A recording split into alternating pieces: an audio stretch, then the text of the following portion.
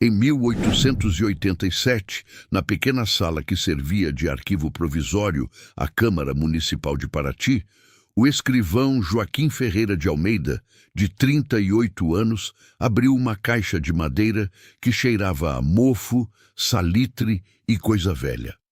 A tampa rangeu como se protestasse contra a luz. A caixa viera do armazém número 4 do Porto, um prédio de pedra e cal, com telhado de telhas coloniais, que desabara parcialmente durante a tempestade de julho. A demolição completa fora ordenada pelo presidente da Câmara, e os papéis encontrados em um compartimento lacrado, atrás de uma parede falsa de tábuas, foram encaminhados ao arquivo municipal para triagem.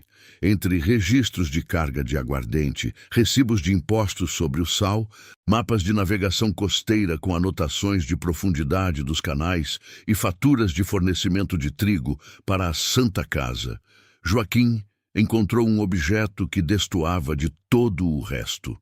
Era um livro encadernado em couro escuro, sem título na capa nem na lombada, com as bordas das páginas escurecidas pela umidade e pelo tempo. O couro estava seco, rachado nas extremidades, mas a costura das folhas permanecia firme, como se o livro tivesse sido pouco manuseado ou guardado com extremo cuidado. Joaquim afastou a lamparina de querosene para perto e abriu o volume. A primeira página estava em branco, a segunda também. Na terceira, encontrou uma lista de nomes escritos com uma caligrafia miúda, inclinada para a direita, de tinta ferrogálica já empalidecida para um tom marrom avermelhado. Eram 53 nomes. Ao lado de cada um, uma data, uma quantia em réis e uma única palavra repetida com regularidade mecânica. Recolhido, recolhido, recolhido, recolhido. Página após página. A palavra aparecia como um carimbo, como uma sentença, como uma categoria administrativa que alguém havia aplicado a dezenas de seres humanos. Joaquim conhecia muitos daqueles nomes. Eram moradores de Paraty que, segundo os registros oficiais da Câmara, da Paróquia e da Santa Casa, haviam morrido ou deixado a cidade anos antes. Um deles era Isabel de Moura, costureira de 41 anos, cujo falecimento por febre havia sido registrado em julho de 1882. Joaquim conhecia a irmã dela, Carolina de Moura, viúva de 46 anos que mantinha uma pequena loja de tecidos e aviamentos na Rua do Comércio. Carolina sempre afirmara, em conversas na porta da igreja ou na fila do correio, que nunca havia visto o corpo da irmã. O enterro, segundo lhe disseram, fora realizado às pressas durante uma emergência sanitária que proibia velórios abertos. O caixão saíra da casa antes do amanhecer, lacrado por ordem do médico. No livro de couro, porém, o nome de Isabel de Moura aparecia em pagamentos mensais feitos durante quase 3 anos depois de sua morte oficial. 28 réis em setembro de 82, 30 réis em outubro, 32 réis em novembro. Os valores variavam, mas a palavra recolhido permanecia imutável ao lado de cada lançamento. O último pagamento registrado era de maio de 1885. Joaquim fechou o livro, sentindo o peso do couro nas mãos, como se o objeto tivesse dobrado de volume. Olhou para a janela da sala. A tarde caía sobre Paraty, com aquela luz alaranjada que entrava pelas venezianas e desenhava listras no chão de tábuas largas. O som das águas da maré subindo nos canais era o ruído de fundo habitual. Mas naquele momento, Joaquim sentiu que o silêncio da sala de arquivo havia mudado de qualidade. Não era mais o silêncio do trabalho burocrático. Era o silêncio de algo que não deveria ter sido encontrado.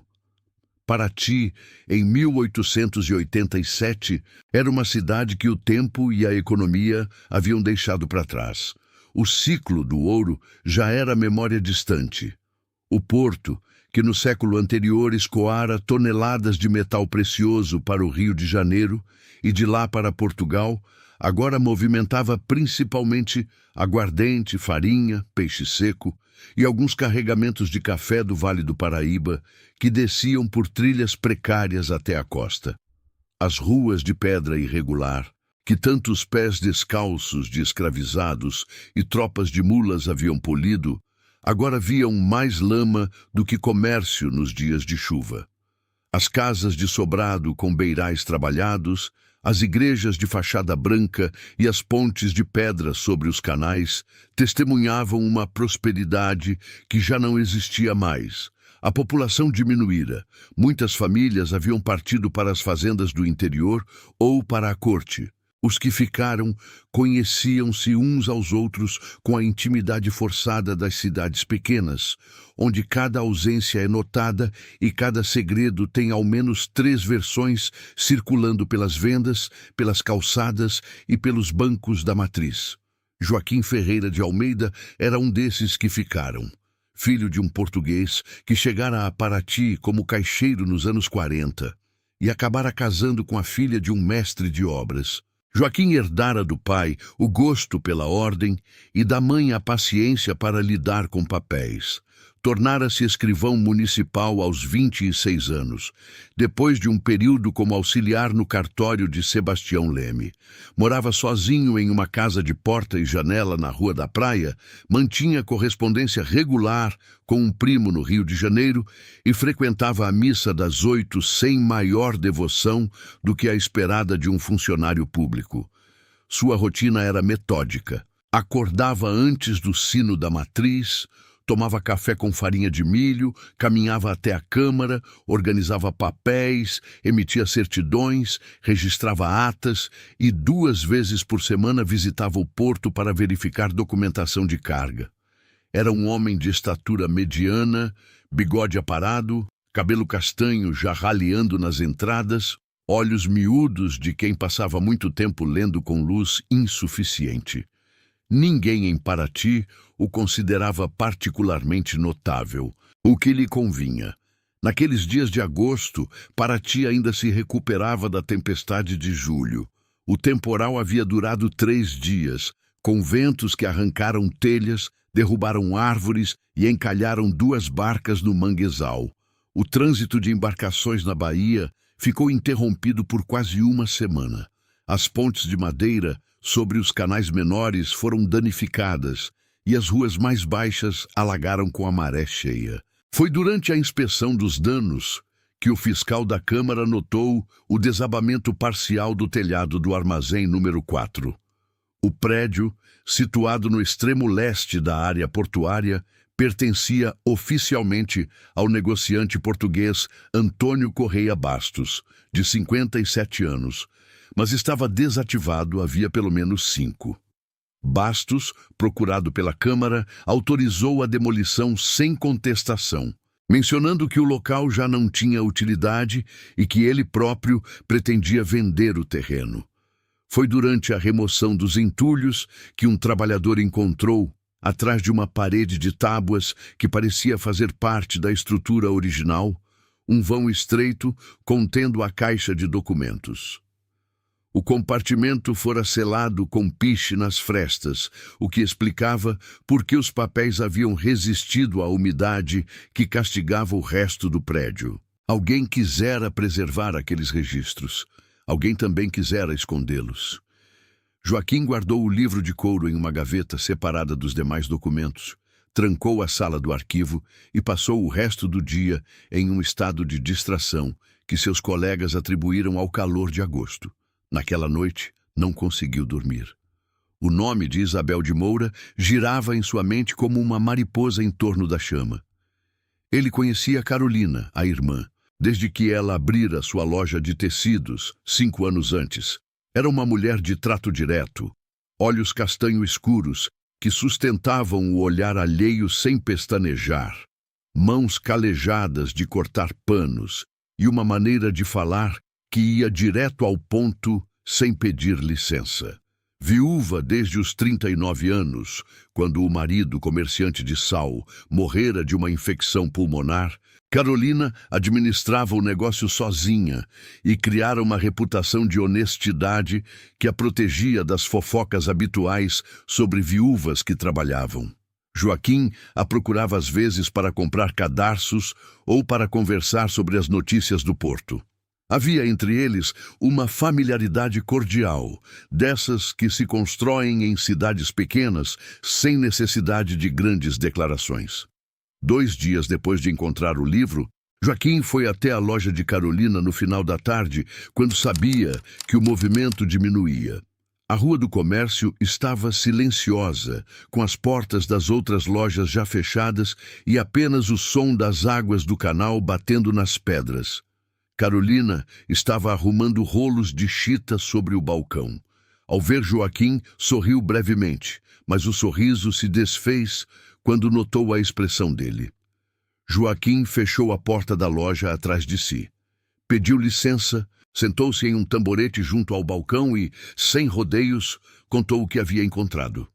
Ao mencionar o nome de Isabel, viu o rosto de Carolina perder toda a cor. Ela apoiou as mãos sobre o balcão como se precisasse firmar-se em algo sólido. Depois de um longo silêncio, começou a falar. Isabel de Moura, contou Carolina, era a irmã mais nova por 5 anos, mas sempre parecera mais velha pela maneira contida e observadora com que se movia pelo mundo. Solteira, morava em uma casa pequena na Rua da Ladeira, onde mantinha seu trabalho de costureira e, nos últimos anos, de copista para casas comerciais. Tinha uma caligrafia excepcionalmente limpa e era conhecida por conseguir reproduzir com precisão documentos de diferentes punhos. Comerciantes a contratavam para copiar contratos e livros contábeis quando os originais estavam muito danificados ou quando precisavam de vias adicionais para registro. Isabel era discreta, mas observadora, e nos meses que antecederam sua suposta morte, começara a comentar com Carolina coisas que a preocupavam. Certos moradores de Paraty, disse ela, estavam sendo pressionados a assinar documentos que não compreendiam.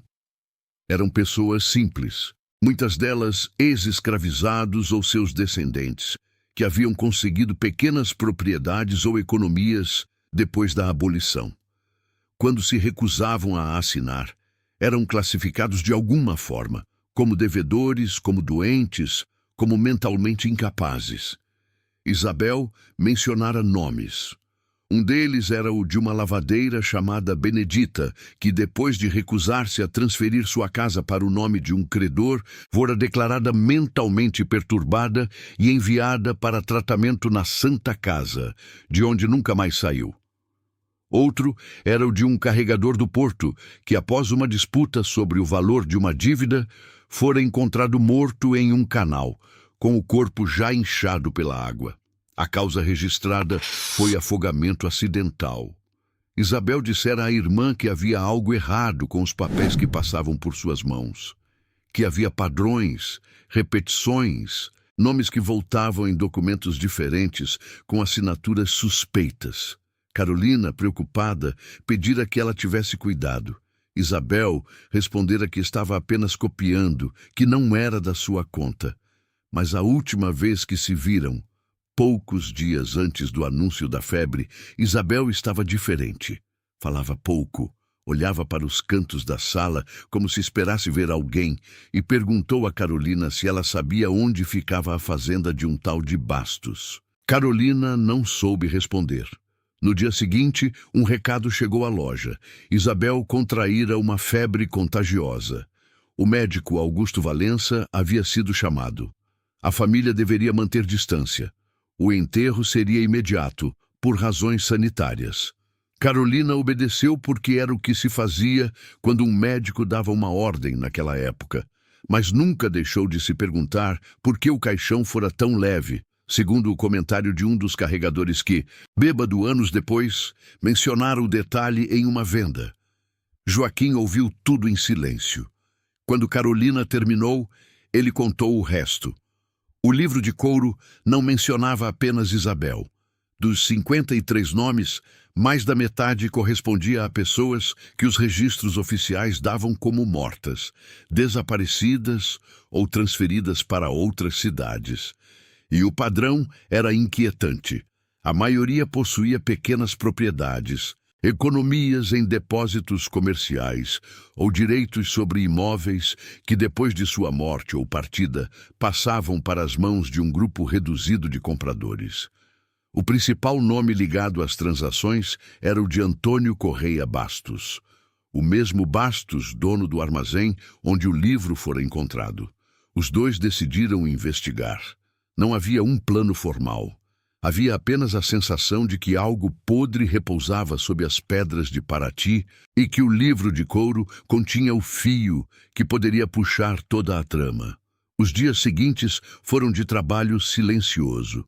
Carolina, usando seus contatos comerciais e sua rede de freguesas, começou a fazer perguntas que pareciam casuais. Alguém se lembrava de fulano, que costumava comprar tecido azul?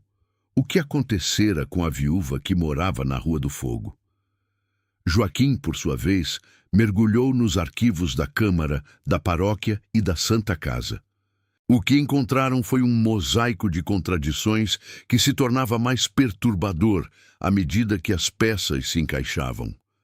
Os registros da igreja mostravam óbitos de pessoas que, nos registros da Câmara, continuavam pagando taxas portuárias meses ou anos depois de sepultadas. Homens que teriam partido para o Rio de Janeiro em busca de trabalho apareciam nos recibos de fornecimento de farinha e carne seca, destinados a uma propriedade rural sem nome, localizada em uma região entre o Mangue e a Serra. Mulheres declaradas incapazes por laudos médicos haviam assinado procurações, transferindo imóveis poucas horas antes de serem internadas na Santa Casa.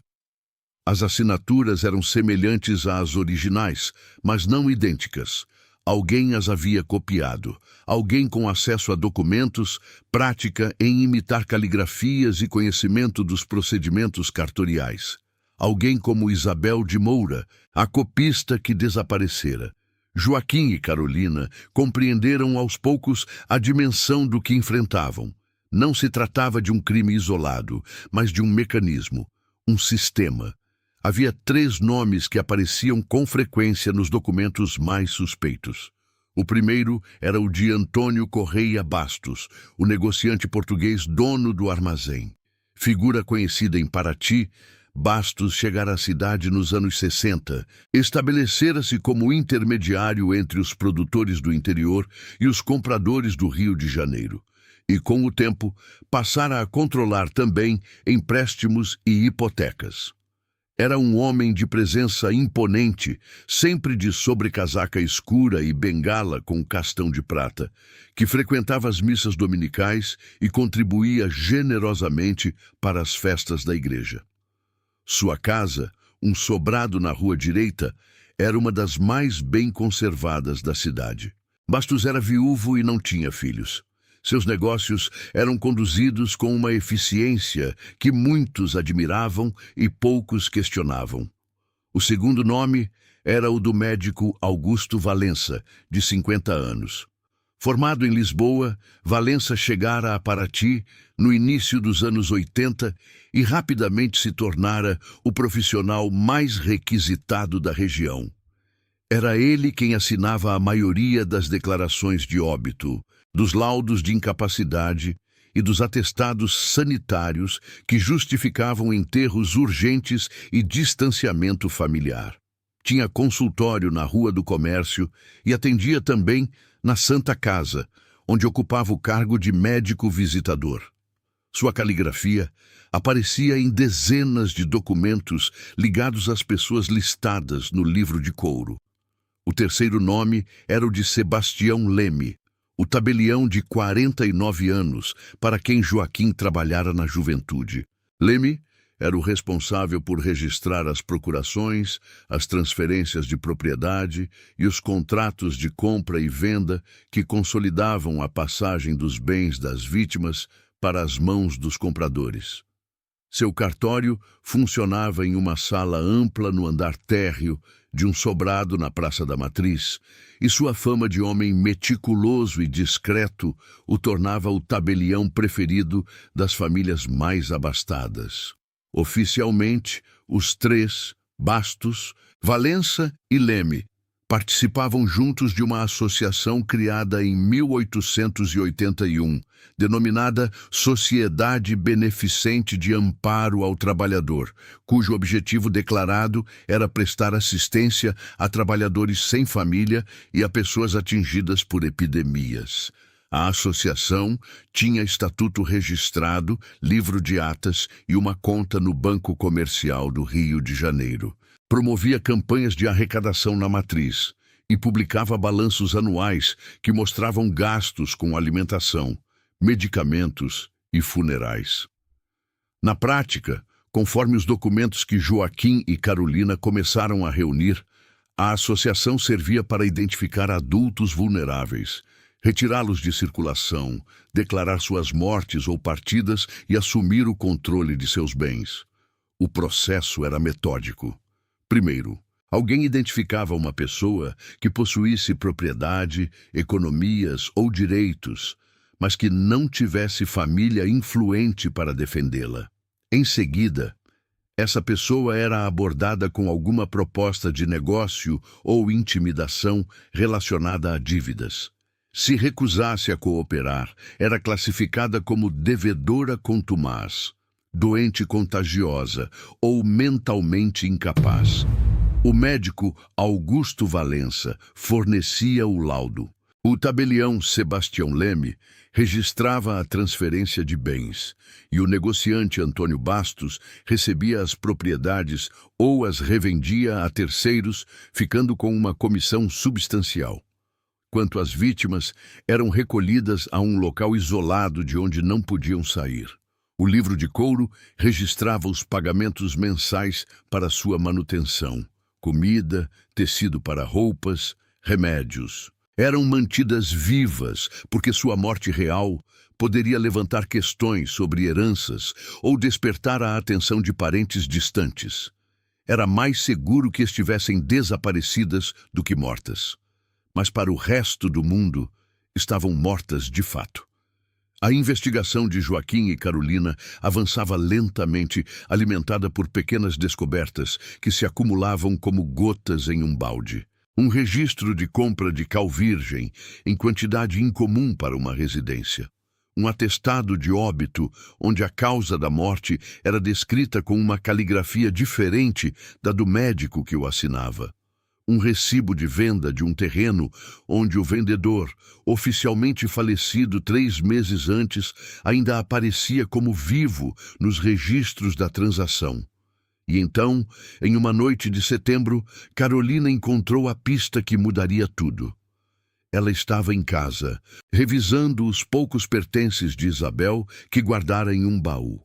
Eram objetos simples, um dedal de prata, algumas agulhas, um livro de orações com a lombada gasta, uma pequena imagem de Nossa Senhora dos Remédios e uma capa de contas, daquelas que as mulheres usavam para anotar despesas domésticas, com capa de couro e folhas costuradas à mão. Carolina nunca havia olhado a capa com atenção.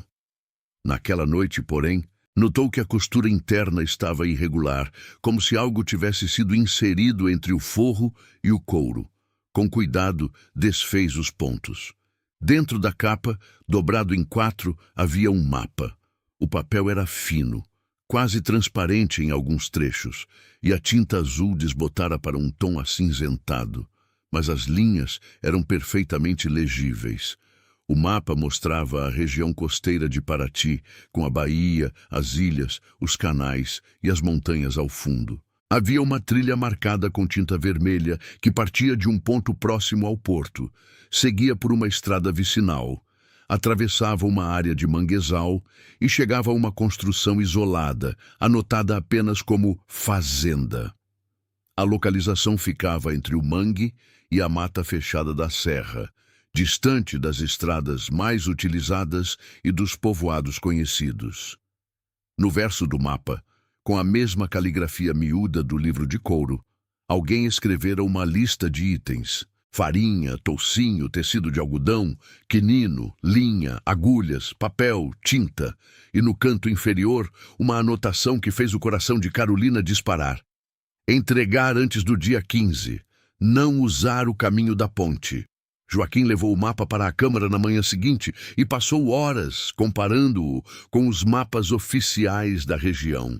A fazenda não aparecia em nenhum registro de propriedade da municipalidade. Não constava nos mapas de cobrança de impostos territoriais. Não havia menção a ela nas atas da Câmara nem nos registros paroquiais. Mas quando Joaquim cruzou as informações do mapa com os recibos de fornecimento que encontrara nos arquivos do porto, tudo se encaixou. Durante anos, carregamentos de alimentos, tecidos, ferramentas e medicamentos haviam sido enviados para aquele local. Os pagamentos por esses suprimentos eram feitos com recursos obtidos pela venda das propriedades das pessoas recolhidas. Os recibos eram assinados por diferentes nomes, mas a caligrafia era sempre a mesma. A caligrafia inclinada para a direita, de tinta ferrogálica, que Joaquim reconhecia do livro de couro. A fazenda existia e estava em funcionamento havia pelo menos uma década. Joaquim e Carolina passaram 2 semanas planejando a viagem. Não podiam simplesmente alugar um cavalo e seguir pelo caminho óbvio. Se a fazenda era mantida em segredo, certamente haveria alguém vigiando os acessos. Precisavam de alguém que conhecesse os canais, as trilhas alternativas, os horários das marés. O nome que surgiu foi o de Bento Nascimento, barqueiro de 44 anos, que vivia em uma casa de palafita à beira do mangue e ganhava a vida transportando mercadorias e passageiros pelos canais de Paraty. Bento era conhecido por sua discrição e por conhecer cada braço de água, cada atalho e cada esconderijo natural da região. Joaquim o procurou em uma manhã de outubro e, sem revelar todos os detalhes, explicou que precisava chegar a um local isolado, sem ser visto, e que o mapa indicava um caminho por água. Bento examinou o mapa por quase meia hora, fazendo perguntas sobre as marcas, as distâncias, os pontos de referência. Depois, acendeu um cigarro de palha, soltou a fumaça pelo canto da boca e disse que conhecia o lugar. Não pelo mapa, mas por histórias. Os pescadores mais velhos falavam de uma construção antiga naquela região, uma fazenda de cana que fora abandonada depois de uma praga nos canaviais nos anos 50. Ninguém ia lá. Diziam que a trilha estava tomada pelo mato, que os canais próximos eram traiçoeiros, que o mangue engolia quem se aventurasse. Mas Bento já havia passado perto o suficiente para saber que a fazenda não estava tão abandonada quanto parecia. Em 2 ocasiões, voltando de pescarias noturnas, vira luzes bruxuleantes entre as árvores. Pensara que fossem andarilhos ou contrabandistas. Nunca se aproximara. Agora, olhando para o mapa e para a expressão de Joaquim, compreendeu que aquilo era maior do que imaginava. Aceitou levá-los. Partiram em uma manhã de outubro, antes do nascer do sol. O céu ainda estava escuro, quando Bento empurrou a canoa para dentro do canal e começou a remar com braçadas longas e silenciosas. Joaquim e Carolina iam agachados no fundo da embarcação, envoltos em mantas escuras para se protegerem do sereno e dos olhares eventuais. A canoa deslizou pelos canais de Paraty como uma sombra sobre a água. Passaram sob a ponte de pedra da rua direita, contornaram o casario adormecido, deixaram para trás os barcos atracados no porto e entraram nos canais mais estreitos que serpenteavam entre o manguezal. O cheiro do mangue envolveu-os. Uma mistura de lama, sal, vegetação em decomposição e aquele odor adocicado que as flores do mangue vermelho exalam antes da chuva. Caranguejos corriam pelas raízes expostas. Garças brancas levantavam voo com a aproximação da canoa. O silêncio era profundo, quebrado apenas pelo som ritmado do remo na água e pelo ocasional bater de asas. Bento conhecia o caminho como quem conhece as rugas da própria mão. Desviou de bancos de areia submersos, contornou troncos caídos, atravessou trechos onde a vegetação fechava-se sobre o canal, formando um túnel verde. Depois de quase 2 horas, entraram em um braço d'água tão estreito que as laterais da canoa roçavam as folhas. Bento reduziu o ritmo. Ali, apontou com o queixo. Entre as árvores surgiu o contorno de uma construção. A fazenda, como o mapa a chamava, não era uma única edificação, mas um conjunto de estruturas dispostas em torno de um terreiro central. A casa principal, de pau a pique e telhas coloniais, estava parcialmente coberta por trepadeiras. Ao redor, galpões de madeira, um pequeno engenho com a roda d'água parada e um rancho comprido que parecia ter sido um alojamento. Tudo cercado por vegetação densa que avançava sobre as construções, como se a mata estivesse lentamente reivindicando o terreno. Mas havia sinais de ocupação recente. Uma corda de varal estendida entre 2 árvores, com panos ainda úmidos, uma horta com pés de couve e mandioca, um monte de lenha empilhada junto à porta da cozinha, e principalmente as janelas do alojamento, fechadas com tábuas pregadas pelo lado de fora. Joaquim, Carolina e Bento aproximaram-se com cautela. O silêncio do lugar era total. Não havia vozes, não havia movimento. Apenas o vento farfalhando nas folhas e o zumbido de insetos. A porta da casa principal estava entreaberta. Entraram. O interior estava vazio, mas não abandonado. Havia móveis rústicos, uma mesa longa, bancos, prateleiras, panelas dependuradas. No chão, marcas de passagem recente. Sobre a mesa, um lampião ainda com querosene e, ao lado, uma caneta tinteiro com a ponta manchada de tinta fresca. Mas o que chamou a atenção de Joaquim foram as pilhas de papéis. Estavam em caixas, em prateleiras, em sacos de estopa, em montes sobre o chão. Eram cartas, centenas de cartas, todas abertas, lidas, mas nunca enviadas. Joaquim pegou algumas. Eram endereçadas a familiares, em Paraty, no Rio de Janeiro, em São Paulo, em cidades do interior. Umas pediam ajuda, outras perguntavam por filhos, por cônjuges, por pais. Muitas diziam que o remetente estava bem, que sentia saudades, que esperava voltar em breve. Mas as cartas nunca haviam saído dali. Os carimbos postais estavam em branco. Os envelopes, amarelados pelo tempo, acumulavam poeira. No alojamento, a descoberta foi ainda mais perturbadora.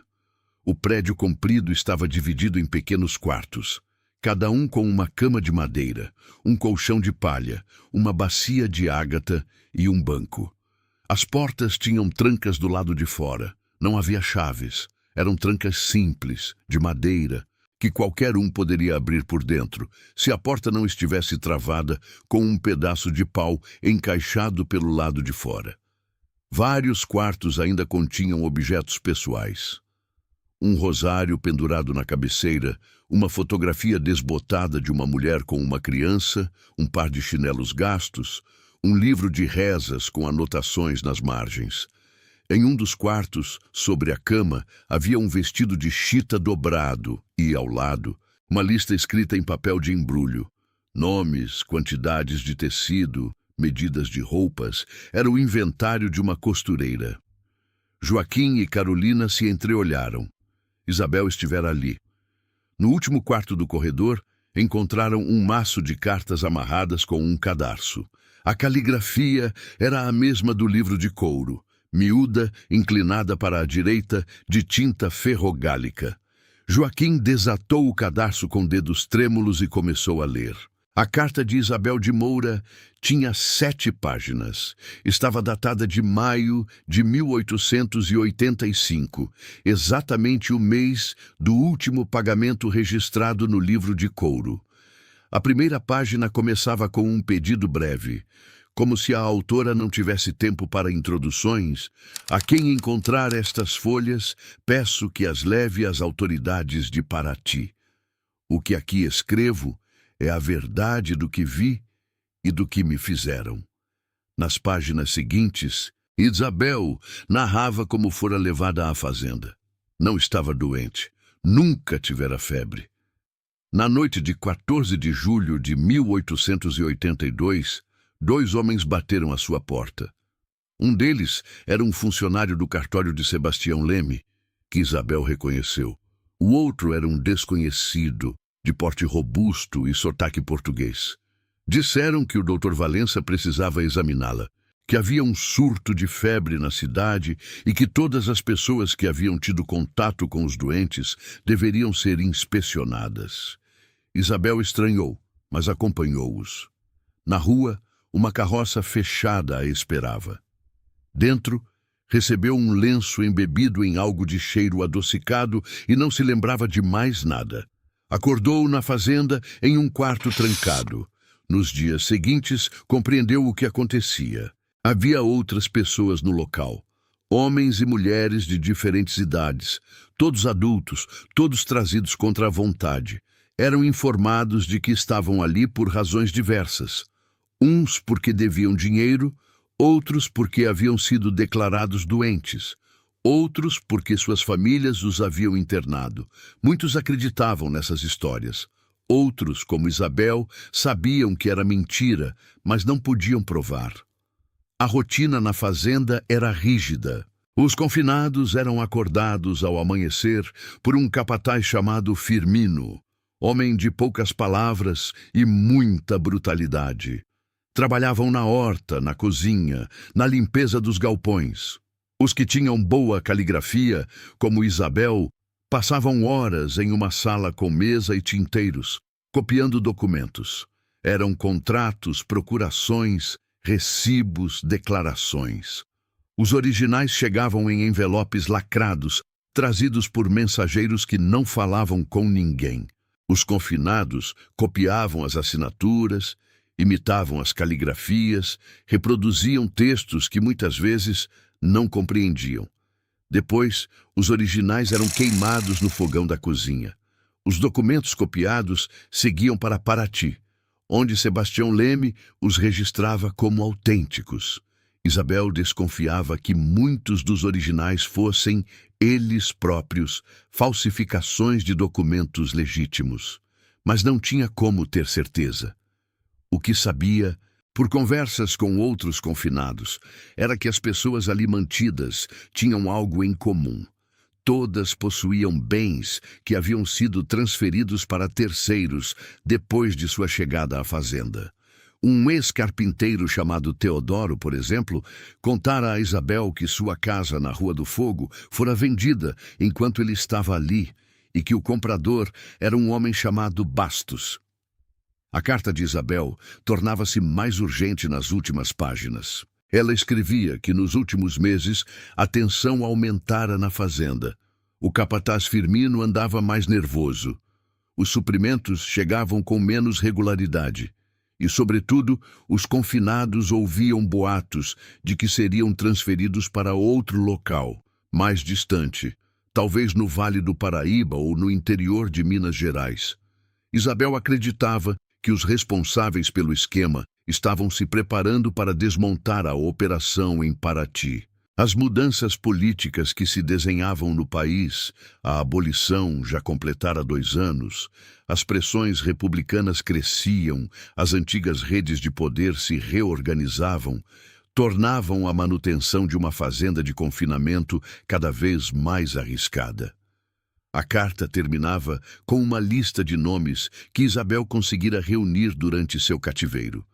Eram 38 pessoas, com datas aproximadas de chegada, e, quando possível, informações sobre seus bens. Mas várias folhas haviam sido arrancadas. A última página terminava no meio de uma frase: "Rogo também que procurem pôr". O resto estava perdido. Joaquim terminou de ler a carta em silêncio.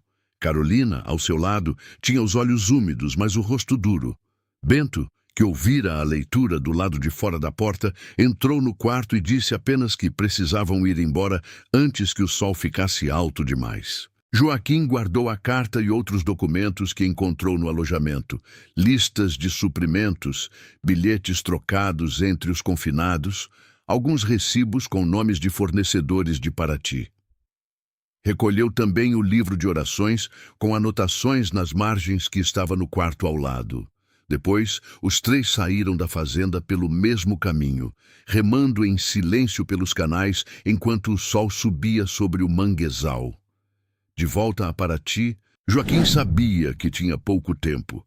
A fazenda estava vazia, mas não abandonada. Alguém voltaria. Alguém notaria a ausência dos documentos. E quando isso acontecesse, aqueles que controlavam o esquema agiriam. Joaquim passou as 2 noites seguintes copiando à mão cada página do livro de couro, cada carta, cada recibo. Trabalhou até de madrugada com a lamparina bruxuleante e os dedos manchados de tinta. Carolina o ajudava, levando café e pão e revisando as cópias para garantir que nenhum nome fosse omitido. Depois, Joaquim escondeu as cópias dentro de processos comuns do arquivo da Câmara, misturadas a registros de impostos e correspondências oficiais. O livro original foi guardado em uma gaveta trancada na sala do arquivo. No 3º dia, Joaquim solicitou uma audiência com o presidente da Câmara. Pretendia apresentar as provas formalmente com o livro original e as cópias, e exigir uma investigação oficial. Mas a audiência foi adiada 2 vezes. Primeiro porque o presidente estava doente, depois porque precisava viajar a Ubatuba para tratar de assuntos urgentes. Joaquim insistiu. Enviou um requerimento por escrito. Não obteve resposta. No 5º dia, voltou à sala do arquivo e encontrou a gaveta aberta. O livro de couro havia desaparecido. O pânico foi imediato, mas contido. Joaquim não gritou, não fez alarde. Fechou a gaveta, sentou-se à mesa e pensou. Alguém dentro da Câmara sabia, alguém o vigiava. Naquela mesma semana, 3 coisas aconteceram em rápida sucessão. O médico Augusto Valença deixou Paraty. Anunciou que recebera uma proposta para dirigir um hospital em São Paulo e partiu em uma charrete fechada, antes do amanhecer, sem se despedir de ninguém. O tabelião Sebastião Leme comunicou à Câmara que, por problemas de saúde, encerraria suas atividades e se mudaria para a casa de uma irmã em Bananal.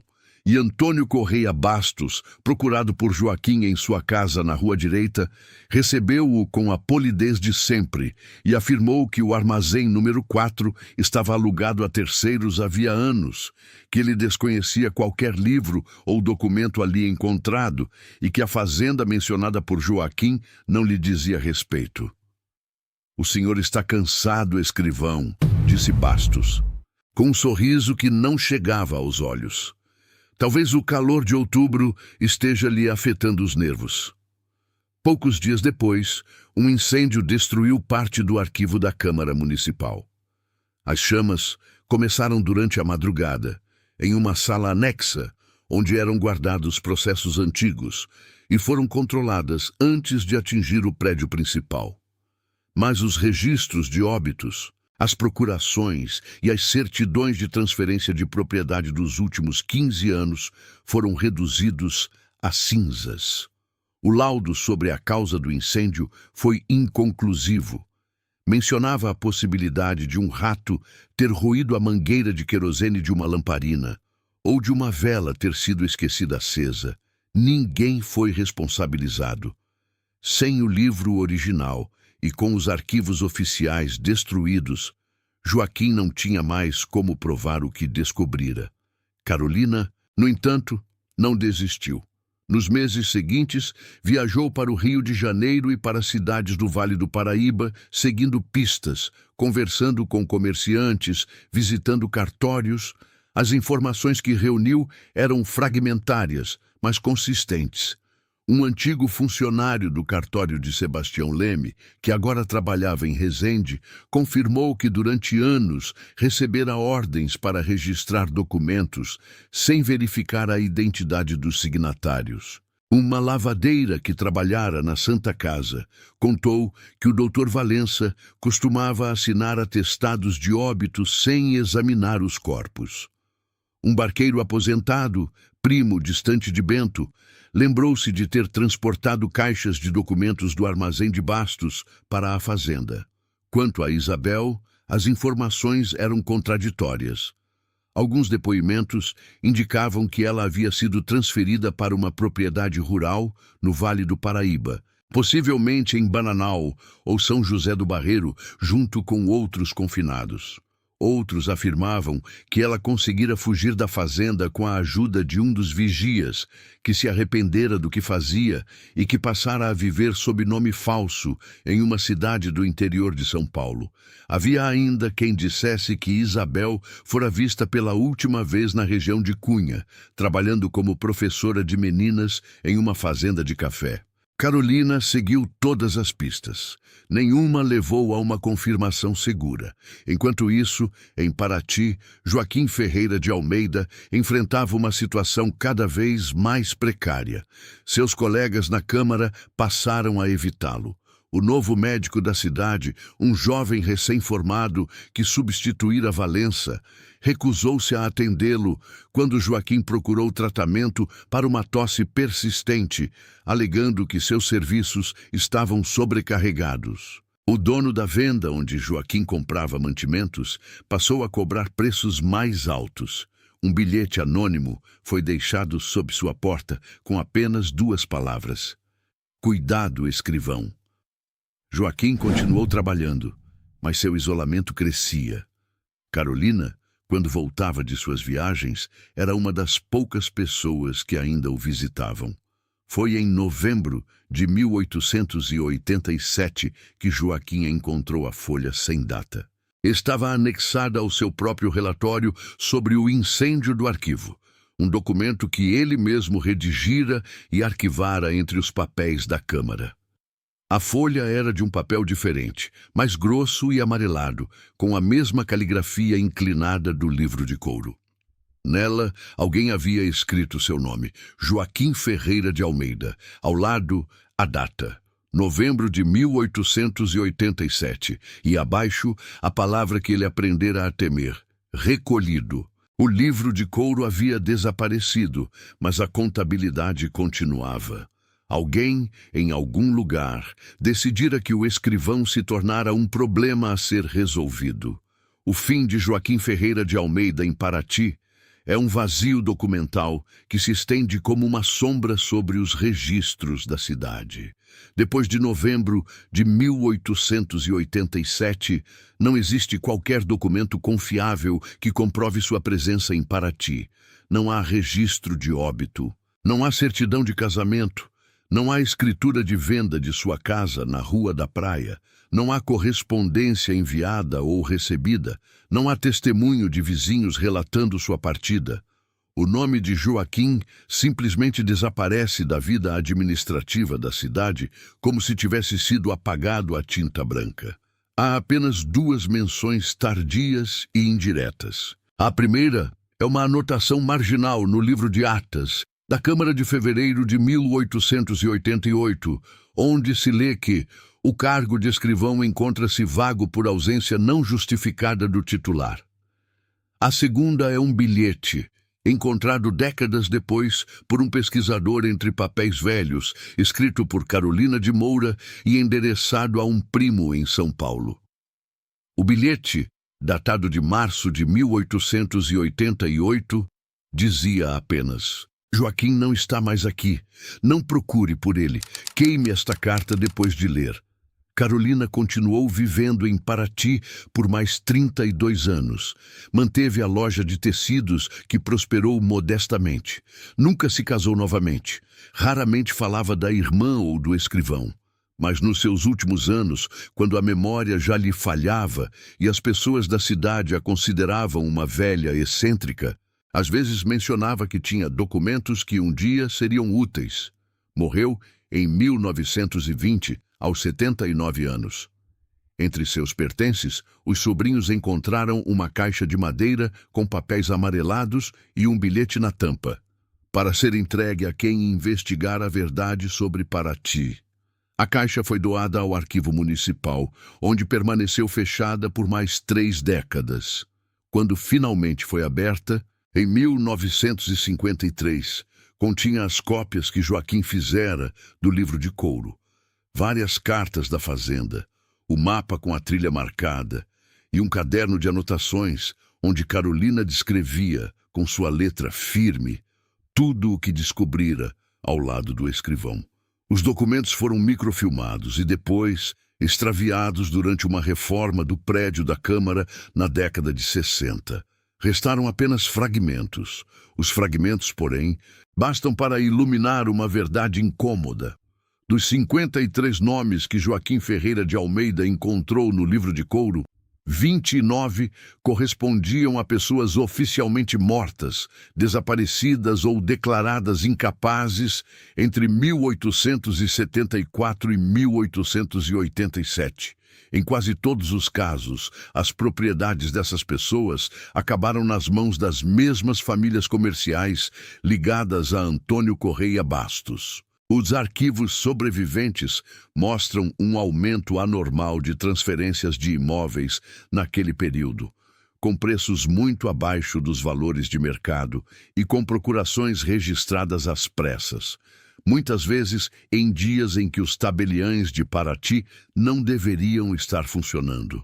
As vítimas tinham perfis recorrentes: adultos sem cônjuge ou com cônjuge ausente, pessoas sem filhos ou com filhos pequenos, pessoas com pouca escolaridade, muitas delas ex-escravizados ou seus descendentes diretos. Pessoas que, se desaparecessem, não mobilizariam advogados influentes ou parentes na corte. A fazenda, ao que tudo indica, foi desativada em 1888. Uma expedição de pesquisadores que tentou localizá-la em 1962 encontrou apenas ruínas cobertas pela vegetação. As estruturas de pau a pique haviam desabado. O telhado da casa principal caíra. O mato crescera sobre o terreiro, mas os pesquisadores registraram algo que consideraram estranho. Entre as ruínas, encontraram fragmentos de papel com caligrafia do século XIX, alguns ainda legíveis.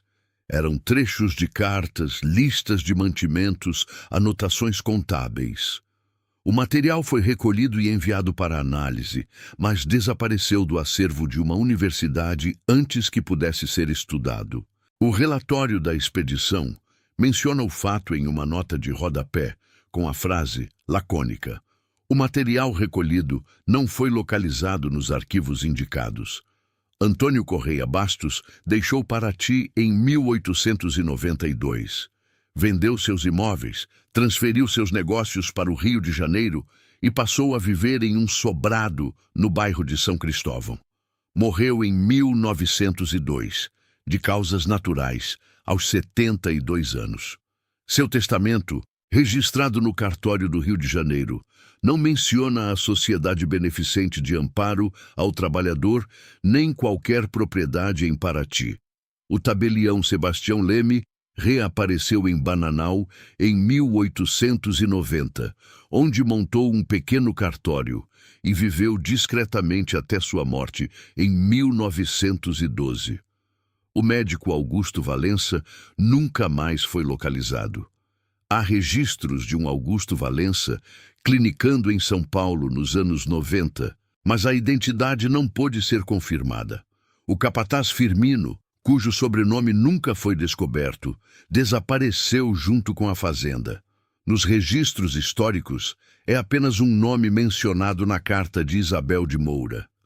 Décadas depois, em 1964, um grupo de historiadores amadores de Paraty tentou reconstituir a história. Reuniram depoimentos de moradores antigos, consultaram arquivos eclesiásticos, vasculharam cartórios. O relatório final, financiado por uma associação cultural local, foi publicado em 1967 com o título provisório de Inquérito Histórico sobre Desaparecimentos em Paraty no final do século XIX. A tiragem foi de 100 exemplares. 72 foram recolhidos por uma ordem judicial obtida por descendentes de famílias mencionadas no relatório. Os exemplares restantes circularam discretamente entre pesquisadores, mas nunca foram reimpressos. O autor principal do relatório, um professor aposentado chamado Cândido Maia, recebeu ameaças anônimas durante a pesquisa e abandonou o projeto antes da conclusão, deixando as anotações finais para um colega. morreu 2 anos depois, de um ataque cardíaco. O que resta de tudo isso, no final, são camadas sobrepostas de silêncio. Silêncio nos arquivos queimados. Silêncio nos cartórios que fecharam. Silêncio nas famílias que herdaram propriedades sem fazer perguntas. Silêncio nos cemitérios onde repousam caixões que talvez nunca tenham contido corpos. Silêncio nas ruínas da fazenda, onde o mato cresceu sobre as cartas não enviadas. E pairando sobre todos os outros silêncios, o nome de Joaquim Ferreira de Almeida, o escrivão que encontrou um livro e nunca mais foi visto. O que aconteceu com ele naquele novembro de 1887? Foi levado para a fazenda, como os outros? Foi silenciado de forma mais definitiva? Conseguiu fugir e recomeçar em outro lugar? Nenhum documento responde. Há apenas a folha sem data com seu nome e a palavra recolhido, anexada a um relatório que ninguém leu a tempo. E há, talvez, a lembrança de que, em cidades como Paraty, onde as pedras das ruas são mais antigas do que a memória dos vivos, o silêncio não é a ausência de história. É a forma que a história assume quando decide se esconder. Em 1983, um pescador encontrou, preso entre as raízes de um mangue vermelho, no canal que leva até as ruínas da fazenda, um pequeno objeto de metal. Era um brasão da Câmara Municipal de Paraty do século XIX, do tipo usado pelos funcionários públicos para lacrar documentos oficiais. O objeto estava corroído pela água salgada, mas o desenho ainda era reconhecível. O pescador guardou-o em casa, sem dar importância. Seus netos venderam-no a um antiquário nos anos 90. O antiquário, por sua vez, ofereceu-o a um colecionador no Rio de Janeiro, que o mantém até hoje em uma vitrine, ao lado de outros objetos sem história. Ninguém perguntou como o brasão de um escrivão municipal foi parar no fundo de um canal de mangue, a poucos quilômetros de uma fazenda que não deveria estar nos mapas. Talvez fosse uma pergunta que ninguém quisesse responder. Ou talvez, como tantas outras coisas na história de Paraty, a resposta já estivesse ali o tempo todo, escondida à vista de todos, esperando alguém que soubesse olhar.